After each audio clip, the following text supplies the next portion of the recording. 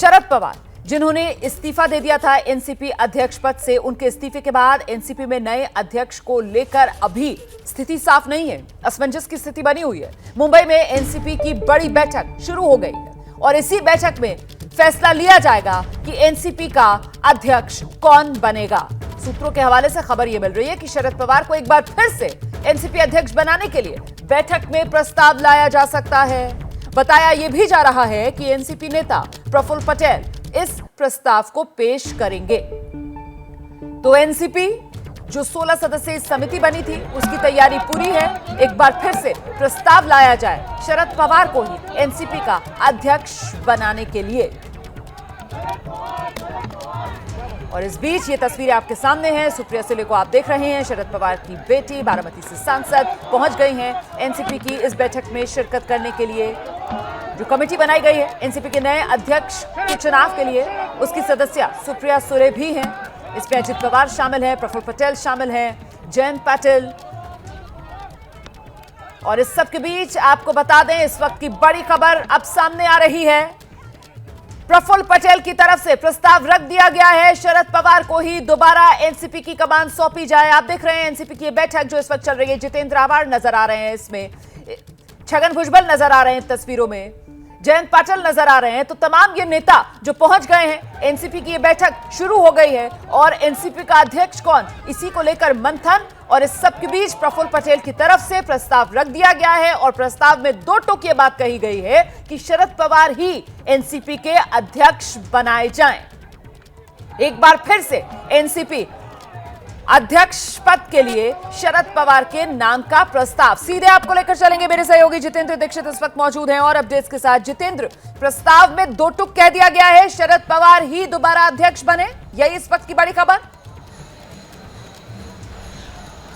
बिल्कुल, अभी अभी ये बैठक शुरू हुई है और बैठक शुरू होते ही एनसीपी नेता प्रफुल्ल पटेल ने ये प्रस्ताव जो कमेटी बनाई गई है उसके सामने रख दिया है कि शरद पवार अध्यक्ष पद पर बने रहें। मेरे साथ मेरे सहयोगी रौनक कुकड़े हैं, इनसे और ब्यौरा लेते हैं। ये बताइए कि ये जो प्रस्ताव लाया गया, हमने सबसे पहले कल ही ये खबर ब्रेक की थी कि इस तरह का प्रस्ताव आ सकता है, तो सिर्फ अजीत पवार को छोड़कर, हमने जिस दिन ये ऐलान किया गया था उस दिन हमने देखा कि सिर्फ अजीत पवार को छोड़कर बाकी सभी नेताओं की यही मांग थी कि शरद पवार एनसीपी अध्यक्ष पद पर बने रहें। जी, निश्चित तौर पर यही जो है वो सार्वजनिक तौर पर देखा गया कि अजीत पवार केवल शरद पवार के उस वक्त के फैसले के साथ जो है खड़े दिखाई दे रहे थे, लेकिन बाकी जो नेता है दरअसल वो सभी इस फैसले का विरोध जो है करते दिखाई दे रहे थे। पिछले 2 दिनों से न केवल एनसीपी के पदाधिकारी बल्कि विपक्ष के तमाम दूसरी पार्टियों के जो बड़े नेता है वे भी शरद पवार को संपर्क कर यही विनती कर रहे थे कि आप लोकसभा और विधानसभा, जब तक महाराष्ट्र के चुनाव नहीं होते तब तक आप पार्टी के अध्यक्ष के तौर पर बने रहे। लेकिन मुख्य तौर पर सवाल यह है कि जो शरद पवार हमेशा पार्टी के कार्यकर्ता और नेताओं से बातचीत कर ही कोई फैसले पर पहुंचते हैं, उन्होंने इस तरह की गलती कैसे की। और ये 2-3 दिनों तक जो ड्रामा देखने को मिला, अगर शरद पवार को इन कमेटी का फैसला मंजूर रहेगा तो फिर इतने ड्रामे की जरूरत क्या थी, ये राजनीतिक हलकों में निश्चित तौर पर सवाल जो है वो पूछा जाएगा।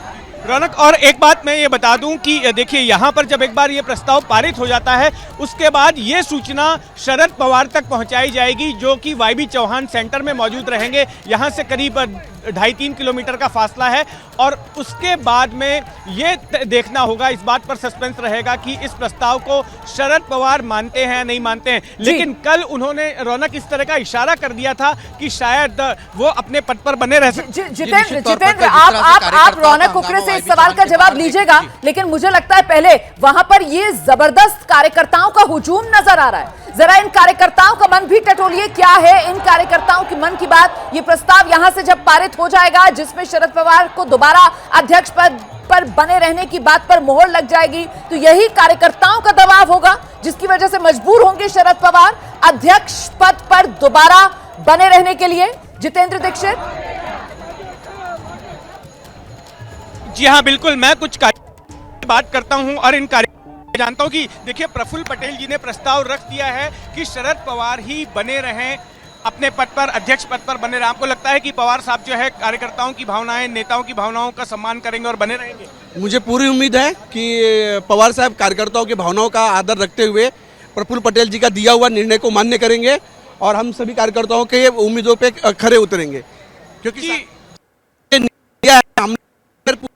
उनका वैयक्तिक निर्णय जिसे हम लोग अमान्य करते हैं। जी, एक और बड़ी खबर मैं बता दूं कि 11:30 बजे प्रफुल्ल पटेल प्रेस कॉन्फ्रेंस लेने वाले हैं और प्रेस कॉन्फ्रेंस के जरिए ये बात सामने आएगी कि आखिर में क्या हुआ है इस मीटिंग में। रौनक जी, निश्चित तौर पर देखिए, जो कमेटी का फैसला है वो सार्वजनिक तौर पर प्रेस के जरिए लोगों तक पहुंचाने की कोशिश यहाँ प्रफुल्ल पटेल करेंगे। और जिसके बाद बताया जा रहा है कि कुछ प्रमुख लोग, 5 से 6 प्रमुख लोग जो है वो वाईबी चौहान सेंटर में शरद पवार से मुलाकात कर कर अपने जो फैसला लिया है कमेटी ने वो उनके सामने रखेंगे और उन्हें इसे एक्सेप्ट करने की विनती करेंगे। ठीक है, तो तो 11:15 बड़ी बजे के खबर आसपास है। का समय हो रहा है जितेंद्र दीक्षित, और जैसा कि आपने बताया कि 11:30 बजे प्रफुल्ल पटेल की तरफ से प्रेस कॉन्फ्रेंस की जाएगी, मतलब वक्त लगना नहीं है। ये जो समिति जिसकी बैठक हो रही है इसमें वो प्रस्ताव प्रफुल्ल पटेल की तरफ से पेश कर दिया गया है। यहां पर किसी तरीके की कोई बहस, कोई चर्चा होनी नहीं है, क्योंकि जितने यहां पर नेता मौजूद हैं वो सब इस बात पर राजी हैं, वो सब यही चाहते हैं कि शरद पवार ही एनसीपी के अध्यक्ष पद पर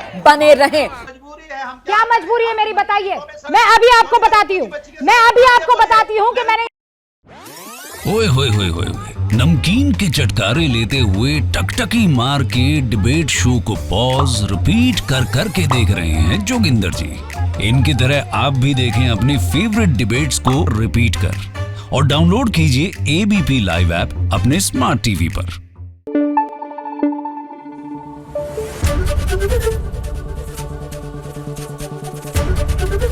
एबीपी न्यूज आपको रखे आगे।